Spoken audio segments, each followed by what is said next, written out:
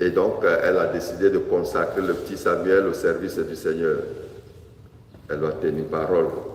Et on se rend bien compte que le petit Samuel est en train de grandir aux côtés du prêtre Élie. Il est au service du Seigneur, effectivement, comme l'a souhaité sa mère. Et d'ailleurs, c'est le prototype du servant. Et les servants de messe l'ont pour exemple. Voilà. Alors donc, une chose extraordinaire va se réaliser avec le petit Samuel. Il n'avait jamais entendu parler, du moins il n'avait jamais entendu la voix du Seigneur.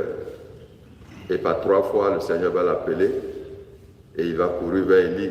Parce que l'expérience qu'il a, c'est que, bon, il a déjà entendu Élie parler. Alors donc il va aller vers lui et par 3 fois, Élie dira que ce n'est pas lui. Mais à la 3e fois, Élie comprendra que c'est le Seigneur qui parlait au petit Samuel. Et puis il va lui donner une phrase célèbre. Bon, quand tu vas entendre de nouveau cette voix, dis que parle Seigneur, ton serviteur écoute.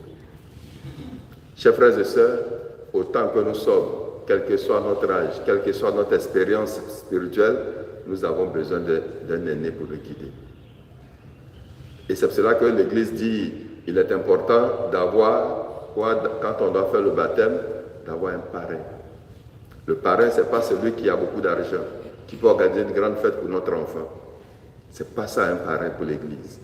Pour l'Église, le parrain, c'est celui qui peut diriger spirituellement ton enfant, qui est un exemple, un témoin, et donc qui est capable de communiquer sa foi, sa conviction religieuse à ton enfant. C'est celui-là qu'on prend. C'est pour cela que certains voient le parrain de mon enfant aux États-Unis.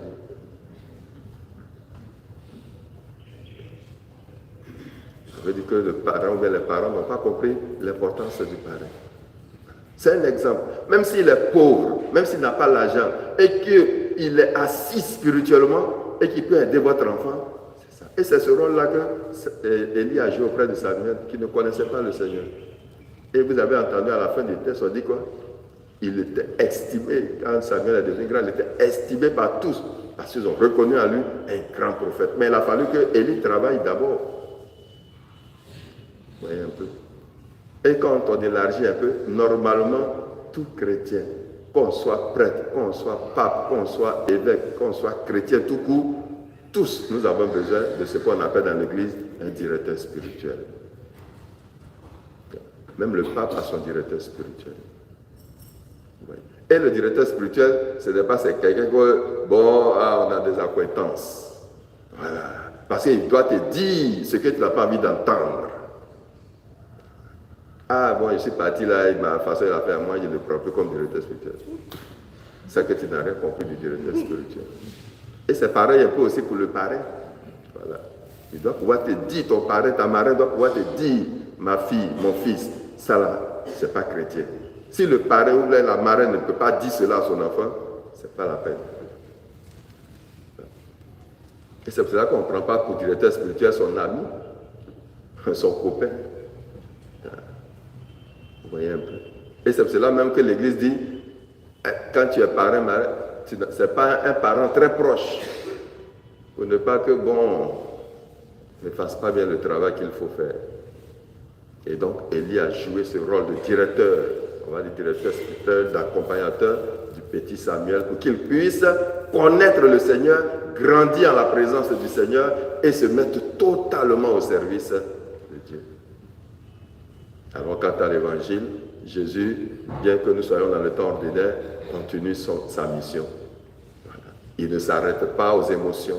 Il ne s'arrête pas à ce que les gens veulent entendre ou voir. Mais il dit non, allons ailleurs. Parce que c'est pour ça que je suis sorti.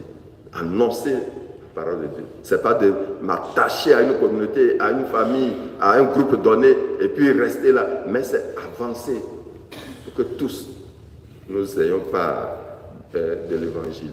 Alors donc, frères et sœurs, au cours de cette célébration eucharistique, nous allons demander au Seigneur de nous aider à trouver celui ou celle qui nous aidera à le rencontrer véritablement.